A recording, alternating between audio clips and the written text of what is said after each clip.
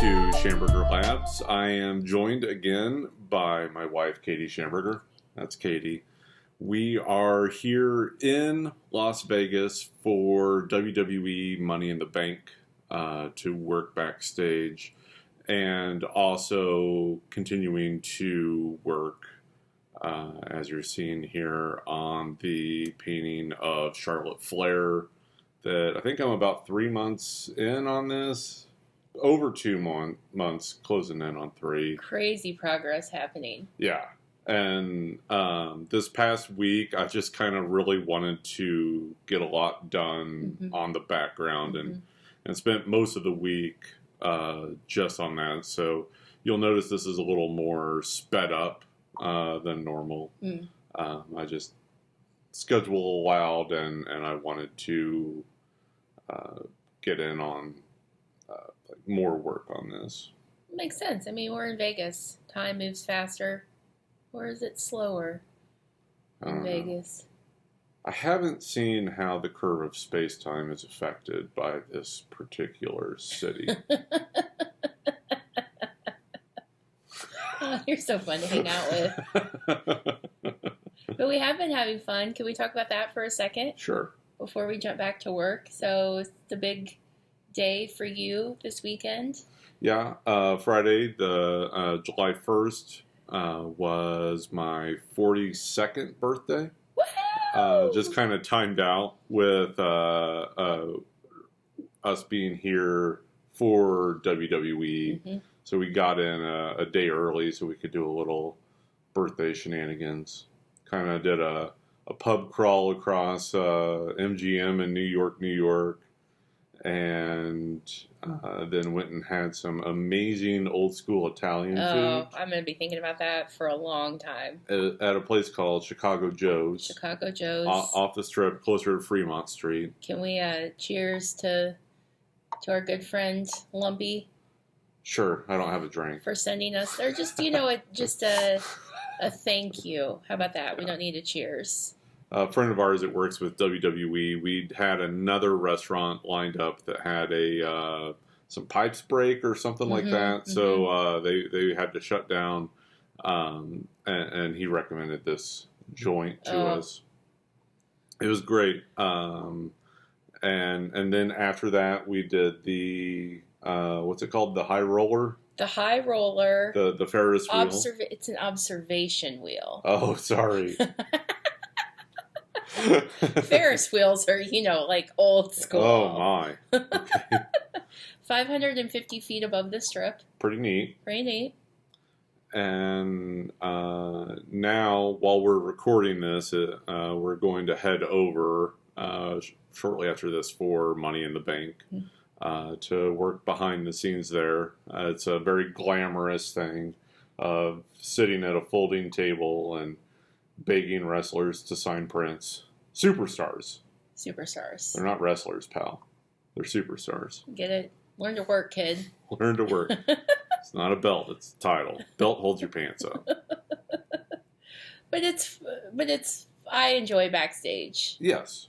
Yes, it can be long hours, but just the experience is, not many people get to have that, and so I try to savor every minute. Sure. It's nice to catch up with friendly faces. Yeah, we just by the nature of things don't get to talk to the superstars, not the wrestlers, too much, especially at an event like Money in the Bank. They're having a lot asked of them, so like. When they come over to sign the prints, that's pretty much it. 2 to 3 minutes, and then they're getting pulled off to tape some backstage stuff or other functions that they do throughout the day. But it's the WWE staff that we really get to spend time with, that we've built really great relationships with over the years. Yeah, and it's been a little while since I've joined you. Yeah, backstage. So I'm excited for several months. What was the last one? Was it? Oh gosh, Kansas City. I think it was Kansas City. Yeah. Yeah. the schedule just hasn't allowed you to travel as Right. much with your way awesome full-time day job you've got now. Well, traveling for that. Well, there were a couple times where we were both on the road at the same time. Oh yeah, we went like this. Yeah. You went this way, I went this way, and then we came back. What was home. that? I was in Chicago. You were in Phoenix. Scottsdale. Yes. Yeah. Just outside Phoenix, but yeah. Jet setters. Jet setters. Yeah. Do you like, so, I mean, now that things are opening back up a little bit, I feel like I definitely notice an uptick in your travel schedule. I mean, just, especially maybe like in the earlier days as you're building your career, and obviously we're watching you now paint, which is, obviously top priority, but I don't know, was it an adjustment to kind of get used to the travel demands and kind of making that like an effective part of your business approach? Yeah, there's a lot of considerations that go into traveling because, one, I'm not painting if I'm on the road. Right. Especially if I fly, as we discovered once. You can't take acrylic paint. Fun fact, friends. Even in your checked luggage. Even though it's water-based. It's water-based. If there were a fire on the plane, it would actually help slow down or put out the fire. But science doesn't matter anymore. So, like, when I do live art for things, if I'm not driving, I have to ship the paint. Or find an art store and get paint there and then maybe ship. It's so dumb. The TSA doesn't allow paint of any kind. But anyway, beyond that, when I have to travel, I have to factor that in because I've still got my other demands on my time. Right. Like putting out a weekly painting like I do, having the canvas to canvas for that, the newsletter for that. Yep. And now Schamberger Labs, the series, which you are watching right now if you weren't aware. I have to have all of those things to continue to go and fulfilling print and original painting orders that people do through SchambergerLabs.com and WWE Shop, WWE Auction, all that. I fulfill those currently as well. So luckily, like now I've got an assistant, the amazing David, who keeps a lot of that running when I have to be away. But still, like I have to work ahead quite a bit to have things ready. So it's a lot to juggle, a lot to plan out. It's not just like, hey, I'm going to go on the road with WWE for a while. It's going to be fun and a blast. Like, actually, there's a ton of business side things that factor into it. Well, and I kind of feel like I've noticed similarities with my work travel, too, in that you don't always have a ton of notice that the travel is going to happen. Absolutely. So, like, another, point for working ahead, which is even like, I feel like you always do a really great job, and even sometimes I'm kind of sitting back like, oh, you've got a little time, like give yourself a break, and then it ends up paying off because something unexpected does come up, but you're able to, do that and keep everything else rolling. Right. Yeah. And yeah, with WWE, this might come as a shocker, but things change very fast. And Card subject to change. Card subject to change. It's the nature of live entertainment. And with that, like, I have to be flexible for when, like, they say, like, hey, would you like to come do this show? Like, there was the first time I did Madison Square Garden a few months ago. The people that we work with backstage all have terrible nicknames. So the guy that I work with from WWE Auction, his is Lamb Chop. We call him just Chop for short because it sounds way tougher. But he called me after SmackDown one night, and he just said, like, hey, crazy question, but would you like to do MSG next week? And I'm like, Well, the answer is always yes, Mhm. right? And that was where I was able to get Brock Lesnar to sign. So it was Right. very much worth it. Huge. Yeah. Yeah. So like you can't say no, but then like as soon as I hang up the phone, I'm like, okay, how do I figure this out? Mhm. What are all the pieces I need to get in place to make this work? Because it was also a quick trip in. Like I flew in the night before, came back the morning after. Mhm. But still, like having to keep all my other pieces moving during that. It's kind of go with me on this journey for a second. It's so interesting, like as your career continues to develop, and we're going to talk about a career milestone for Rob here in just a moment.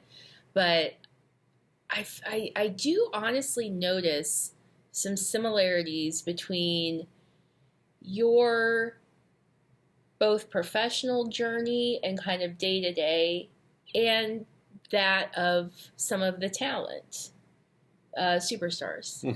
And so, like you're saying this, and this is actually making me think,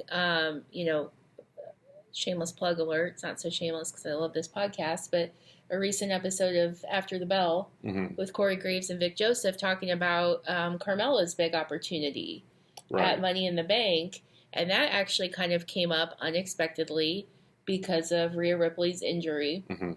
But I thought it was really fascinating when Graves kind of pulled back the curtain a little bit, and it was sort of kind of the same questions you ask yourself, just, obviously different like subject matter and areas of focus. But, I remember him saying for Carmella, it's like, okay, I've got to get new gear and I've got to do this, and it's Tuesday and the show is in, less than 2 weeks. Right. And so it's interesting to me that there really are, I think, sometimes some similarities that people wouldn't think about. Absolutely. And a different one, the latest episode where they interviewed Natalya. And great interview. Amazing. Because it was Natty showing herself as the person we get to talk to that she never really gets the opportunity to do as the Natalya character. But I really resonated when she talked about that she's viewed as a company girl and is dependable and consistent, but then that also means that maybe she's not viewed as much as a priority or as exciting, right? Like you can always depend on Natty to be there and to get her opponents through a solid match. And then occasionally she gets to be in there with someone who's very good, and you can really see how amazing she is. It's kind of like Undertaker's first several years. He was always working with like guys that couldn't work as well as he could, and he famously like begged, like, please put me with like Shawn Michaels or someone, like let me have good matches. Natty's like that, and I swear I'm not looking for validation or like a low self-esteem moment, but like I think because of my consistency that I'm never the flavor of the month because I'm here week in, week out, putting out new stuff. Kind of become the establishment. You can't be the rebel when you're working officially with WWE, and there's pros and cons to it. Like she said, she's been able to have a 15-year career so far with WWE because of the consistency, because she's never a problem. But maybe she's not put on the card at a place where maybe someone of her talent and ability could be. I feel that sometimes too. Yeah, absolutely. Because I think you've done such a good job at adhering to different schedules. New art regularly, canvas to canvas, goes up without fail. How many weeks? 422. I just with bonus episodes. There was like a year stretch of time where I was doing some podcasting and just that, like thinking about the demands of that and then the longevity of your schedule, I can't wrap my head around. And now Schamberger Labs, Yeah. email. So I do think, I feel like there's a lot of people out there, and we definitely appreciate them, that they don't even have to think about it. Right. Rob's going to deliver me new work or new newsletter or whatever. Yeah, and I don't have to think about it. It's like clockwork. Yeah, but like there's the other edge of that sword that like it's no longer exciting or sexy or whatever, right? Like I'm never going to be the fresh new thing again. Yeah. I will, but like because I've been doing it so long and with a high profile to it, like I'm yeah, like never going to be the new exciting guy again. Which, I but there's a thing. There's a sweetness. Yeah, absolutely. There's really no other perfect saying than like a double-edged sword. Yeah. Good, pros and cons, good and bad. But I want to talk about that for a minute, especially as we continue to watch you make just stellar progress coming in on the ramp here. Because the other end of that is because of this consistency, because I could do this full time, I feel like I'm doing the best work of my life right now. Right.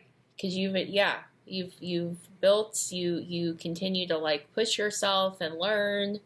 I think this painting here is shaping up to be just stellar. I mean, stellar is not even a strong enough word. I'll work on that. Stupendous. Stupendous. I like stupendous. I actually like stupendous.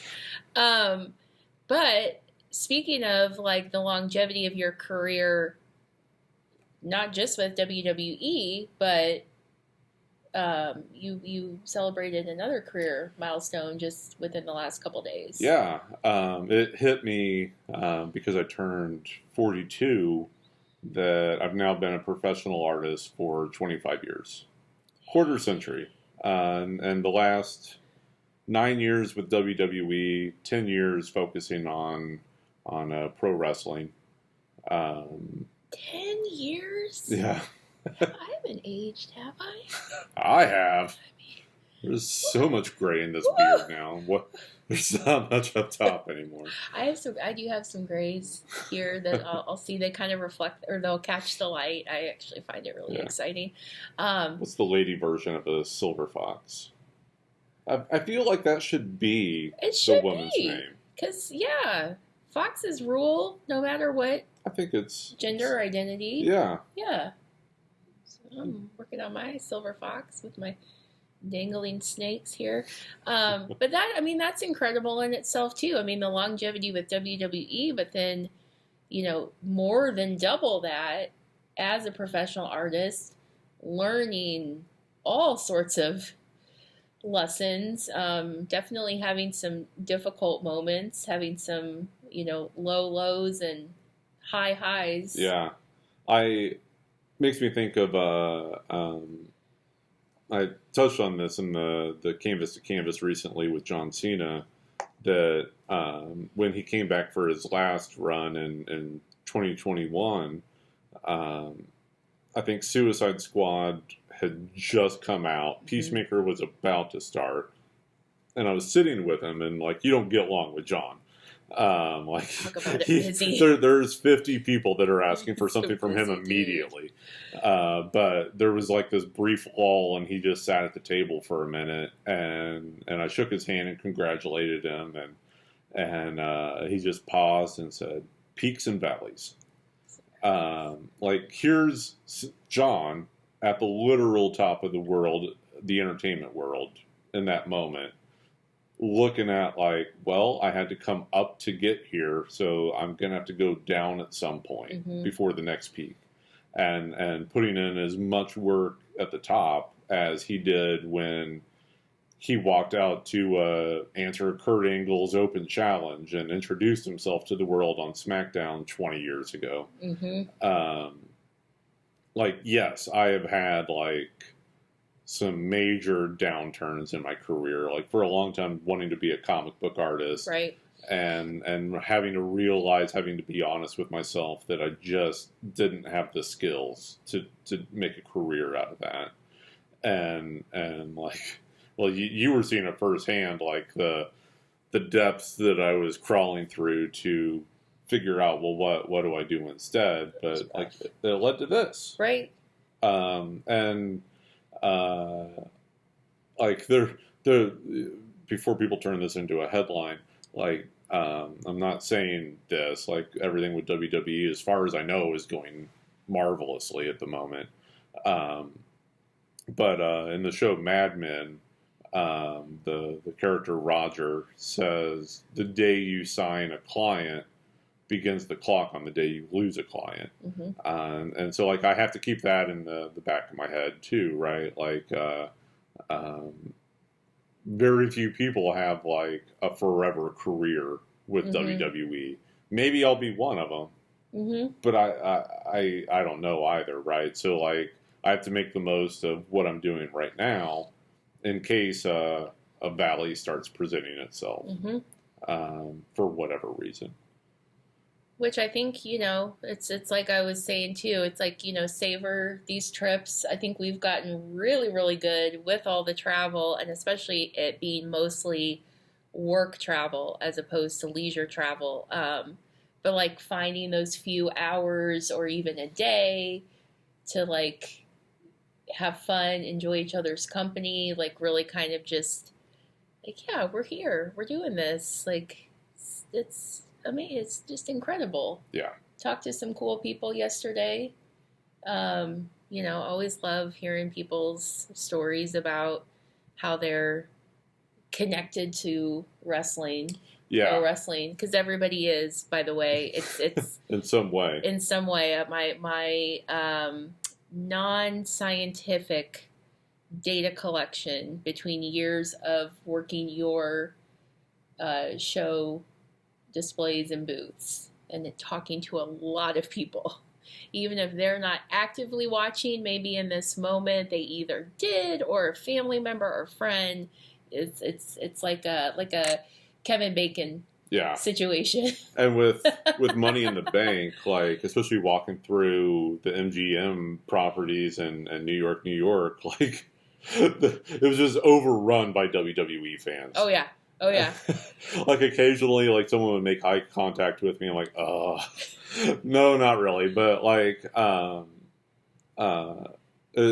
but most of them not having a clue who I am, and like listening to them talking about what's happening, or like two guys were had a few cups in them, and were getting really boisterous about Bret Hart versus Shawn Michaels. I cannot repeat what we heard. R-rated. Is that like on like a bonus episode? Yeah. Like you got to go to like the whatever $100 subscription level to get that. No, that I actually forgot about that for a second. But it's cool to me. I don't really want to go down this path right now, but I'll just say loosely that things are tough in the world right now. Yeah. Really tough. And I personally really love coming to work WWE events with Rob because I like seeing so many people who are united by a love for something. Yeah. And it was cool, like, just walking through yesterday, like, kind of exploring and strolling, and you'd pass groups of people and you'd hear them, say, superstar names, and they're talking about... Or they've got their championship, not a belt, over their shoulder. Right. Or, we heard directly from the merch team that there's a, fantastic contingent traveled in from overseas. Right. So I just, and I always have those moments, especially at like an Access, where you have tens of thousands of people, all different types of people, but we're all there because we love WWE, we love pro wrestling. I kind of joke and call it like the wrestling bubble, when I go to work an event, and a lot of times I do have a little bit of a kind of a come down, Uh-huh. a bit of a crash when we're done, because it is such a nice energy, and it can be a nice respite from The daily horror. day to day crap. Yeah. Well, I'll keep it sort of PG here. But yeah, I mean, same for you. Absolutely. And for me, like, yes, like I engage with people online a lot, but for the most part, the majority of my life is sitting in a room by myself, maybe with cats. Always cats. And painting. Mm-hmm. It's like you're seeing here, like this was me sitting in the studio for a whole week, just painting, and trying to figure it out. There's a lot of thinking and everything, but like it's a very solitary existence by its nature. And luckily, like you work from home quite a bit. I've got the my assistant David that comes in, who's really my close friend. It's weird to call him my assistant. He's my friend that helps me out.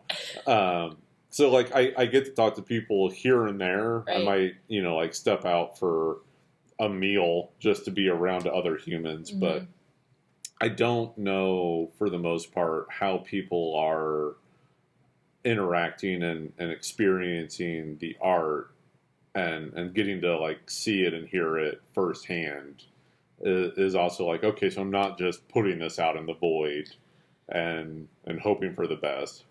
Right. Yeah, like seeing it firsthand is really cool. Yeah, and again, the stories, I saw this on, such and such, or, it's just, I mean, I never get tired of it. I think it's amazing. Yeah. Every single time. But, so I'm glad you brought that up with this painting, because the incredible Charlotte Flair masterpiece you're working on here, because I had blanked out for just a moment on you said the time lapse was a little faster, but we are looking at you are painting over the course of a week. Pretty much. Okay. Yeah. And the ramp. I thought the ramp was going to be so easy, and it turned into a week. It's got reflecting and then all the lighting elements and the fireworks and stuff. They have to kind of it's incredible. It's really tough, and it's very far from done still. I'm not wonderfully happy with the ramp part yet. Or maybe I was like too into it and having these few days away and being able to come back with a fresh look. Like maybe I will be, but definitely like in the bottom right corner, I'm not happy with what's happening there. I'm going to fix that up. That'll probably be next week's episode, and then I'll start in on Charlotte's figure proper, and that dang peacock robe. I think everything else in the painting in the background was a little bit easier because it's so complex. It was a lot of little elements that I had to get right, little spaces. And with the ramp, it's a lot of blocks of color. So I have to get the colors mixed right, which I kind of did. And working off of each other, and then like the texture itself of the ramp, getting all of that right as well. It was a huge challenge. A smooth surface? Smooth adjacent. Like they have to have some grit to it so that the superstars don't be busting their ears. Like what happened at, what was it, Mania 37, where Dana Brooke and was it Mandy Rose both bit it pretty bad coming down the ramp because of all the rain. Recovered like the champions that they are, but yeah. Also in Florida, where this painting takes place.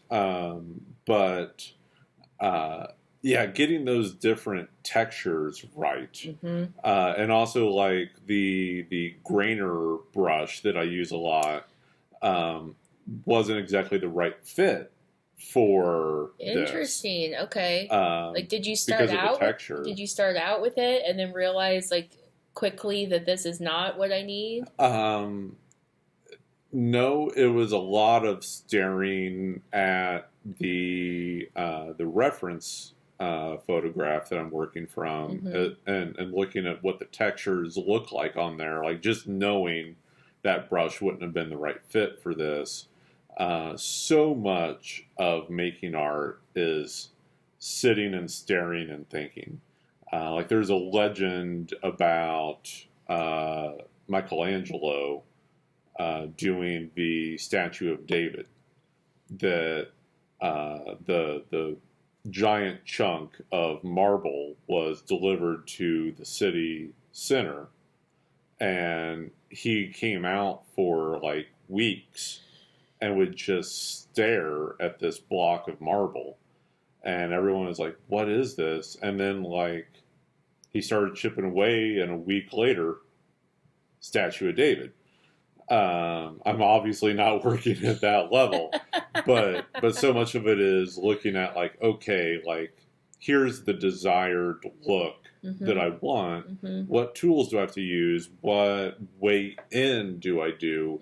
How is this going to work on the other elements within the composition? Because like right now, all of this still is just to frame Charlotte. And so like looking at like these colors and these shapes around her, is she still going to pop off the composition like I hope to, like I intend to?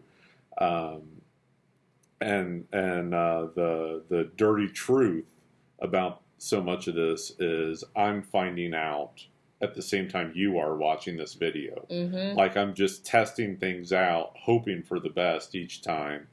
And like I don't see it completely and fully in my mind as I'm going. And there's like a lot of decisions I made on this that I didn't foresee when I started. Interesting. Yeah. So, wrapping up. Is that time already? It's that time already. Wow, time flies. I guess time does fly in Vegas. So we have empirical data now. Solving all the world's problems right here. We had thought about recording this last night after we had done all of our drinking, and Katie wisely said that would be a terrible idea. I mean, that could be another, we could do one sometime, and that could be Schamberger another, Labs like... After Dark. Okay, but I will say we had some pretty hilarious conversations as we were falling asleep, so that may not be, like, a terrible idea. Maybe that's another, like, bonus. Maybe it was only funny to us. Who knows? Probably. They'd be like if we watched it while we were sober, like, oh no. It's really it's really a good thing we found each other. It is.